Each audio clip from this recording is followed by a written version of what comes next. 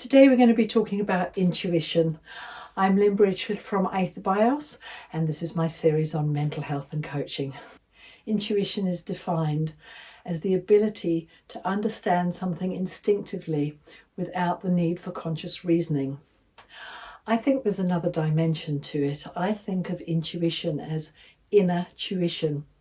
So we learn things throughout our life, whether it's about a particular subject, about people and their behaviour, even reading micro expressions, which is quite an art in itself.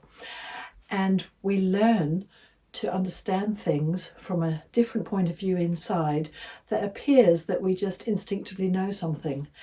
Is that what happens?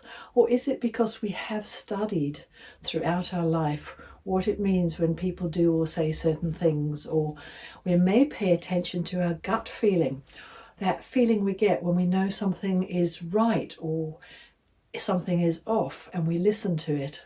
And when we don't listen to it, we find out that we really should have listened. So what is that? We can also think of intuition as a hunch, an inkling, a gut feeling, a suspicion, an impression, a premonition. What do we use intuition for? It's to give us that gut response that we have without having to use our reasoning. So we have an inkling, we have an idea, we have a sense when we should listen to something or when we should avoid it. I don't believe that that is just random. Like I say, I believe we have learnt to know what is happening in certain circumstances. There's always the one that we don't know. How do we know what we don't know? Einstein is quoted as saying, "The intuitive mind is a sacred gift, and the rational mind its faithful servant." Everyone has intuition. The difference is that some people listen to that gut feeling, that intuition, others override it. Can we learn to listen to this? I believe we can. Intuition is housed in the ventromedial prefrontal cortex of the brain. This is the area that stores information on past rewards and punishments. An intuitive is less interested in the literal reality of what does exist and more interested in the potential of what could exist. Rather than seeing things for what they are, they see them for what they could be. They trust patterns, connections, and hidden meanings.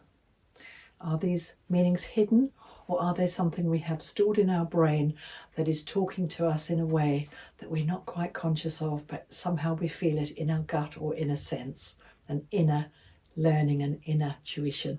Signs of intuition are ideas that just drop into your head, being able to pick up on other people's emotions, having vivid dreams. A lot of highly intuitive people may have learnt to be that way because they have to be sensitive to the cues coming off people around them to know how they're feeling and how they're going to behave.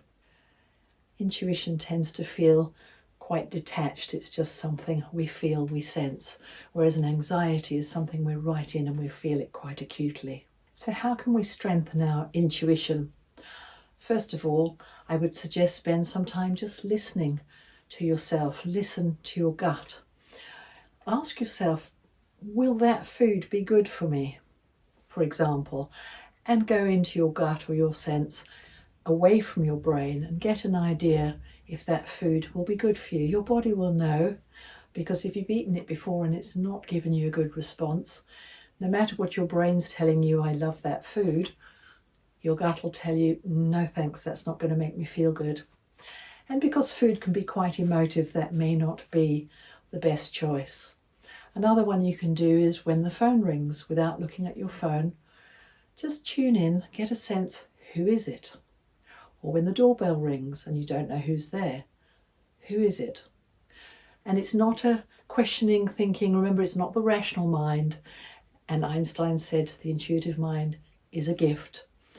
And you will find that when you practice this, because I've done this, you start to get more accurate about who that may be calling. If you're standing in the street, you could play a game with yourself and just have an idea. I wonder how many cars are going to go past before I see a red one. See what comes to you and then count the cars.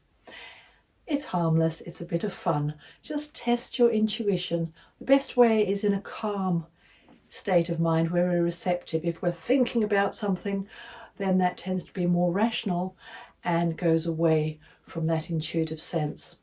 Which is why when we're presenting or when we're taking exams, we want to use those two sides of the brain together. We want to be able to step back, be calm, so we can have our intuition, which is all the stuff we've learnt that we can access easily, and we still want that rational mind that can understand the question in front of us or the question from the audience.